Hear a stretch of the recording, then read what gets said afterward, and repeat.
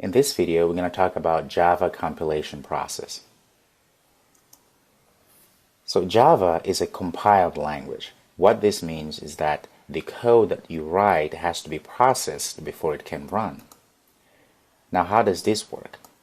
Well, the first thing we do, of course, is we write our Java code. We can use a text editor or an IDE, such as Eclipse. And when we hit run, what happens?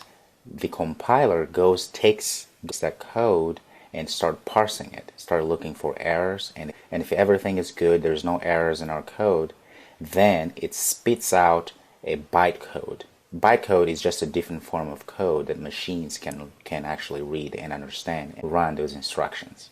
Now let's go ahead and take a look at this visual representation of the entire process. Very simple.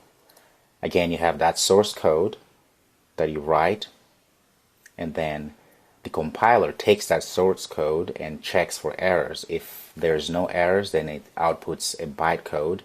And then the bytecode, it's what runs on devices. Now, the bytecode doesn't run directly on devices. What it happens, it runs on Java Virtual Machine.